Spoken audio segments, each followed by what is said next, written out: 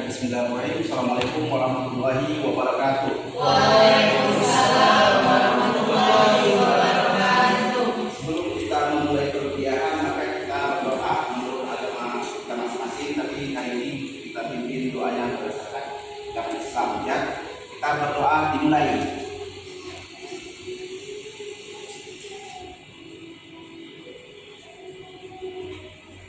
Berdoa selesai. Oke, sebelum kita memulai perkuliahan, saya akan melakukan absensi terlebih dahulu kepada mahasiswa. Ya.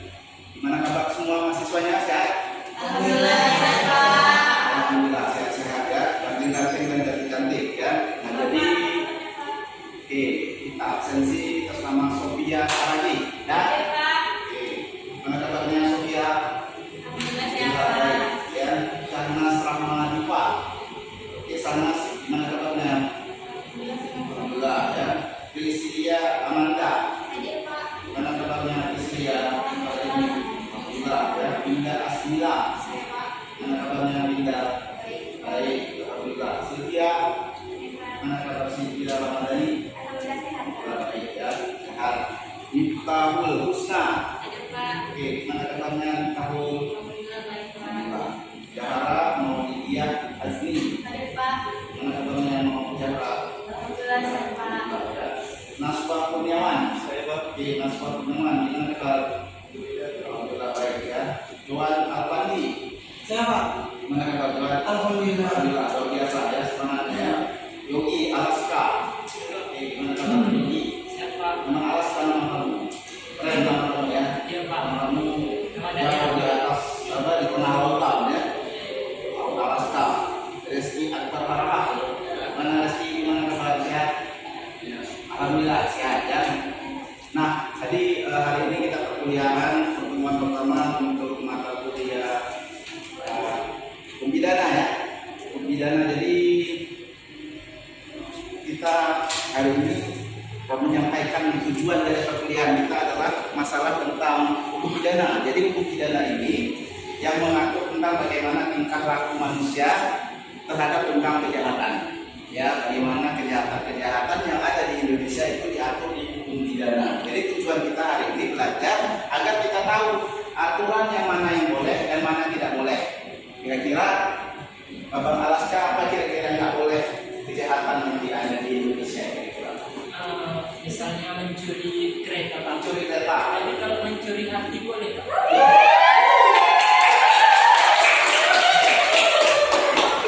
Mencuri kereta nggak boleh, mencuri hati boleh. Ada kira-kira yang di sini yang mencuri hatinya?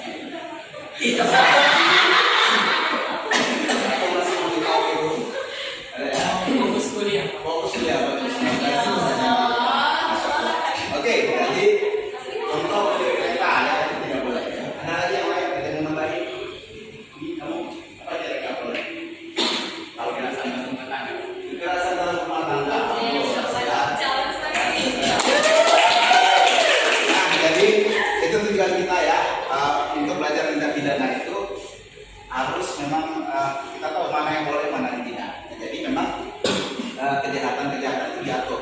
Bayangkan kalau hukum pidana itu tidak diatur di Indonesia, maka kacau ya, jadi kekacauan di Indonesia. Salah satu contohnya kita ke kampus, maka di lalu lintas itu kita tabrakan, ya, dan tabrakan karena masing-masing mendahului. Terjadi kecelakaan lalu lintas, terjadi tindak pidana di situ. Nah, berikutnya kita akan menyampaikan bahwasannya ada kontrak kuliah kita ya, kontrak kuliah kita di pertemuan ini yaitu pertama adalah bagaimana mahasiswa wajib menggunakan pakaian yang sopan ya, bukan hanya dosen dan juga mahasiswa yang berdua harus sopan ya, dosen dan mahasiswa. Setelah itu tidak pernah memakai sendal waktu mengikuti ya, kecuali memang dalam keadaan darurat, sakit atau kecelakaan, tidak ada masalah. Ya, tapi kalau masalah hari biasa sehat dipakai sepatu yang rapi ya. Pada waktu perkuliahan semua handphone dinonaktifkan ya, tidak boleh diaktifkan. Keterlambatan masuk hanya boleh 15 menit maksimal ya, sama saya ya. Setelah itu diperkenankan melakukan keributan di kelas, tidak diperkenankan melakukan keributan karena kalau saya jelaskan silakan didengarkan, tapi kalau diskusi memang wajib berikut kalau diskusi ya. Setelah itu mahasiswa wajib hadir minimal 75%. Jadi kalau misalnya di antara 15 kali pertemuan kita, maka minimal sekitar 10 kali pertemuannya Tidak ada ujian susulan dan tidak juga ada tes kecuali alasan jelas ya. Hasil evaluasi juga kita harus evaluasi bagaimana nantinya bahwasanya pendidikan kita ini, perkuliahan kita harus dievaluasi bagaimana mahasiswa bisa paham atau tidak apa yang saya sampaikan sebagai dosen. Setelah itu proses nilai-nilai ini paling lama 1 minggu setelah nilai keluar. Jadi nilai keluar nanti kalau ada kompet 1 minggu waktunya dengan saya. Nah, jadi inilah kontrak kuliah kita, bagaimana kita akan berkuliah selanjutnya ya. Jadi ini mata kuliah hukum pidana memang diajarkan di semester-semester awal karena mengingat sangat penting sekali ya, sangat penting sekali diajarkan di mata kuliah ilmu hukum, karena ilmu hukum ini adalah hukum di segala sesuatu ya. Semua di negara manapun hukum itu pasti akan nomor 1. Tidak ada di bagian negara manapun yang tidak punya aturan. Nah, siapapun yang suka mengamalkan ilmu yang bermanfaat, niscaya Allah akan menurunkan ilmu yang belum kamu ketahui. Nah, ini memang sudah dibuktikan orang-orang terdahulu bahkan sampai ini, bahkan juga mahasiswa, bahwasanya apabila kita menemukan satu ilmu, maka kita akan menemukan ilmu berikutnya. Ini memang sudah ketentuan ya dari Allah Subhanahu wa taala. Allah tidak akan memberikan itu kepada orang alim, melainkan Dia telah mengambil perjanjian atas nabi-nabinya agar mereka memberi keterangan kepada manusia dan supaya mereka tidak menyembunyikannya. Maksudnya di sini adalah ilmu dan amal itu harus dijalani. Bagaimana ilmu yang kita ajari, kalau bisa di perkuliahan itu juga kita amalkan, juga di luar. Itulah ada namanya tridharma perguruan tinggi, ada penelitian, pengabdian, ya kan, pengajaran, sehingga yang kita dapat di kampus ini bisa menjadi berkah ya, menjadi amal baik kita. Oke, ini termasuk bagaimana kita masuk. Nah, jadi ini ada juga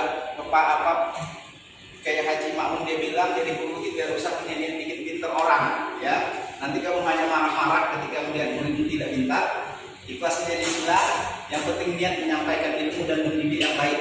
Masalah muridmu kelak jadi pintar atau tidak, serahkan kepada Allah, didoakan saja terus menerus agar muridnya mendapatkan hidayah. Nah, jadi ini juga berlaku bagi saya dosen ya, karena dosen juga ya harus juga belajar terus ya sebagai murid, bukan hanya sebagai dosen. Jadi inilah kenapa harusnya pentingnya mata kuliah ini diajarkan di Fakultas Sosial Sains Prodi Ilmu Hukum.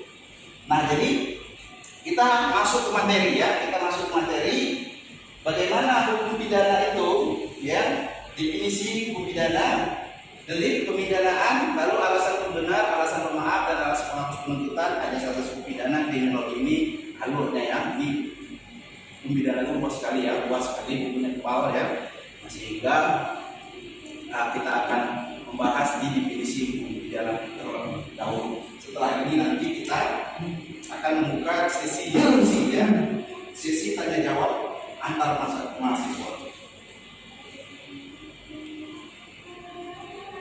Oke, nah kita saat ini akan masuk ke dalam pengertian hukum pidana. Apa sih hukum pidana ya? Jadi menurut Edgar, hukum pidana dapat didefinisikan sebagai berikut: aturan hukum yang mengikatkan kepada suatu perbuatan yang memenuhi syarat-syarat tertentu suatu akibat yang berupa pidana. Jadi begini.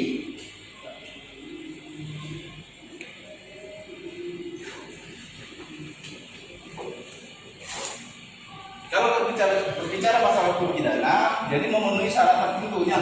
Tadi Bang Alaska dia bilang harus ada orang, terus ada sepeda motor, terus ada kejadian hilang. Ya, syarat tertentu. Jadi syaratnya harus ada orang yang berniat menghilangkan sepeda motor. Ya. Seandainya tiba-tiba Bang Alaska ditangkap, kira-kira bisa nggak? Bang Alaska tiba-tiba ada angin atau hujan ditangkap? Tidak bisa kan? Karena harus ada syarat tertentu kan, begitu kan? Syaratnya apa? Jangan Bang Alaska, orang lain lah. Orang lain tersebut harus ambil sepeda motor ini, hilang karena dia jahat. Ya, nah sehingga di sini disebutkan bahwa saya perbuatan ini yang menghilangkan sepeda motor itu harus memenuhi syarat-syarat tertentu. Nah, syaratnya apa? Diatur di dalam KUHP. Ada yang tahu arti KUHP? KUHP itu adalah Kitab Undang-Undang Hukum Pidana.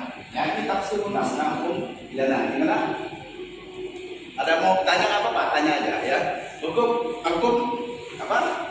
Kitab Undang-Undang Hukum Pidana diatur dalam pasal 362. Nanti boleh dicari di depan. 362 itu tentang pencurian. Jadi karena syarat tersebut, karena ada sudah dia orang tersebut menghilangkan dan diatur di dalam KUHP, ya, sehingga dia bisa ditangkap ya, sehingga dia bisa ditangkap dan syaratnya terpenuhi. Kenapa? Karena sudah melakukan kejahatan, mencuri sepeda motor orang. Oke, nah lanjut ya. Hukum pidana berpokok pangkal pada perbuatan yang memenuhi syarat-syarat tertentu. Itu tadi ada pidananya, nanti mencuri. Terus tadi ada KDRT. Ada yang tahu KDRT itu apa kepanjangannya? Silakan. Kekerasan dalam rumah tangga. Ya bagus, pintar-pintar ya mahasiswanya ya. Oke, kekerasan dalam rumah tangga, tidak boleh ya. Hukum pidana tersebut juga dikenal dengan jurus penyerang. Oke, lanjut. Sampai di sini ada yang mau ditanyakan? Silakan. Kalau bertanya tentang materi tadi, sebelum saya buka sesi tanya jawab, bertanya tentang materi juga boleh. Ya. Nah, selanjutnya, ya, perbuatan yang memenuhi syarat-syarat tertentu, perbuatan yang memenuhi syarat tertentu itu maksudnya perbuatan yang dilakukan orang yang mungkin adanya pemberian pidana. Itu tadi contohnya. Perbuatan seperti itu dapat disebut perbuatan yang dapat dipidana atau disingkat perbuatan jahat. Oleh karena itu dalam perbuatan jahat tersebut harus ada orang yang melakukannya. Maka tadi, apakah hantu bisa dipidana? Bisa dipidana nggak? Bisa dipidana nggak? Bisa beda Sama hantu. Kenapa nggak? Hantu kan? Tidak boleh ya. Karena kita manusia di sini, maka anak kita di sini adalah orang.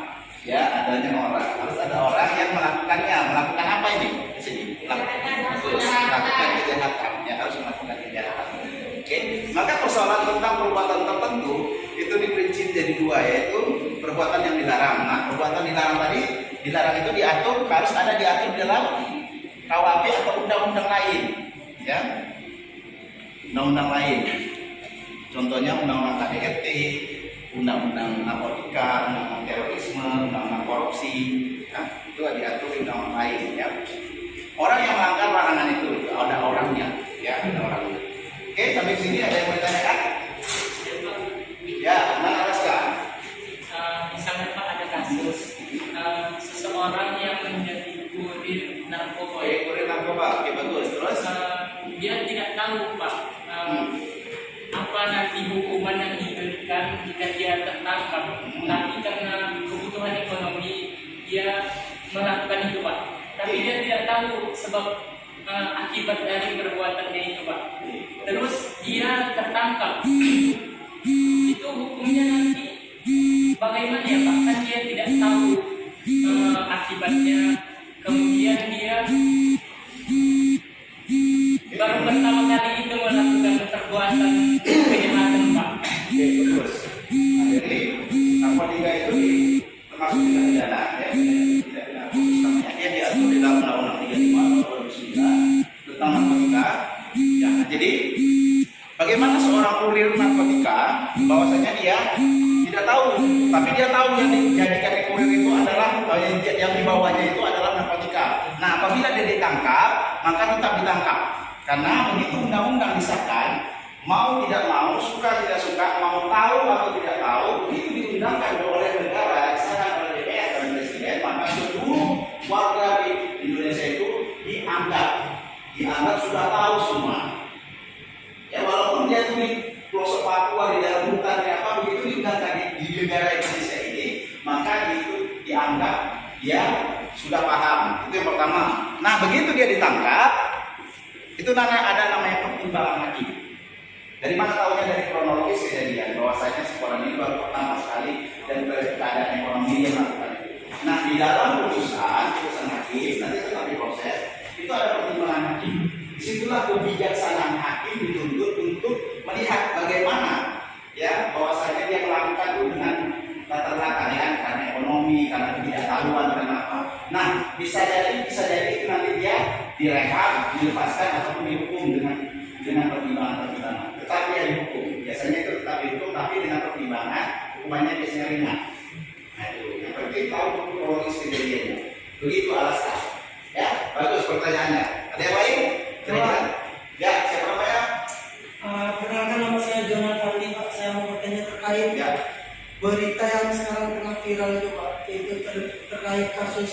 Sambo. Verdi Sambo, bagus. Bagaimana tanggapan Bapak? Oke, nggak apa-apa, bagus ya. Jadi kasus Verdi Sambo itu pertama kita mata kuliah pidana yang bagus itu pasal nanti dia di pasal 340 KUHP. Nah, jadi gimana sih kasusnya?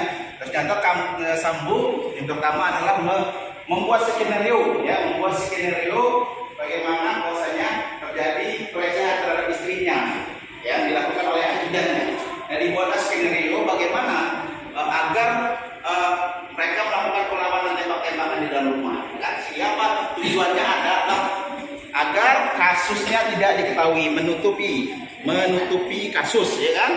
Jadi kasus itu ditutupi dan ternyata ya karena memang teknologi saat ini sudah canggih, ada CCTV, ada rekam jejak, ada handphone, ada WhatsApp, ya peristiwa pidana itu pasti ketahuan. Sama kayak ada di sini kalau beruang kuliah pasti dari sistem mereka ketahuan semua di dalam. Nah, jadi peristiwa pidana tersebut kasus Sambo ini, nah sehingga karena diusut karena canggihnya teknologi zaman sekarang ini diusut. Nah awalnya kan sudah press release mereka bahwasanya ini terjadi penembakan, kasus ditutup. Kenapa ditutup? Karena tersangka, terduga yang tersangkakan meninggal dunia. Kalau di hukum pidana, tersangka atau terdakwa atau terpidana yang sudah meninggal, maka kasusnya tutup, selesai. Ya. Kalau kasus hukum pidana, kalau perdata tidak bisa ahli warisnya diturunkan. Kalau kasus pidana, kalau meninggal tersangka waktu itu kan tersangkanya adalah Joshua. Ya kan? Kalau meninggal tersangkanya kasus tutup, maka saat itu mereka berdiri kasus itu ditutup. Setelah itu adalah namanya forensik. Joshua di forensik di visum, ya supaya diketahui ternyata ada kecurigaan oleh orang tua dan pengacara. Dia ini bukan mati karena tertembak tapi dibunuh. Nah ini viral karena dibantu oleh netizen Indonesia upload sehingga turunlah Pak Menteri, Pak Mahmud, Pak Presiden turun tangan untuk ungkap kasus ini benar tidak, memang benar terjadi penembakan atau tidak. Nah ternyata itu salah. Ternyata bukan Joshua sebagai pembunuhnya. Dan diungkap ternyata Joshua ini korban pembunuhan.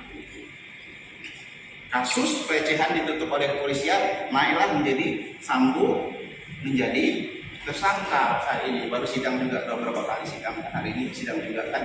Nah sehingga Sambo ini ditetapkan menjadi tersangka dan banyak sekali orang yang terlibat di sini anggota-anggotanya. Jadi diancam pasal berapa nih? Pasal 340. Apa isi pasal 340? Itu adalah pembunuhan dengan berencana. Ya kan? Pembunuhan dengan berencana contohnya bagaimana? Dia menyediakan senjata. Dia udah tahu jam 10 nanti kita bunuh si Joshua. Dia nyampe itu jam misalnya jam 4 pagi subuh. Nanti siapkan senjata, isinya 10 peluru. Nanti kamu sini, nanti sini posisinya, sini. Itu namanya rencana. Dia udah tahu merencanakan sedemikian rupa untuk melakukan pembunuhan si Joshua tersebut. Nah begitu. Ada lagi tanggapan kamu? Silakan. Ada yang pikiran kamu yang kurang apa lagi? Silakan. Kita diskusi di sini. Menarik ya. Saya lebih senang mahasiswa berdiskusi. Ya. Ada kira-kira? Sudah lagi tentang DRT atau apa? Silakan sebelum kita masuk ke tugas. Ya. Perkenalkan nama saya Zara. Ya, Zara. Oke. Ya. Di sosmed sekarang itu kan Pak lagi viral-viralnya tentang Lesti ya Pak ya. Ya.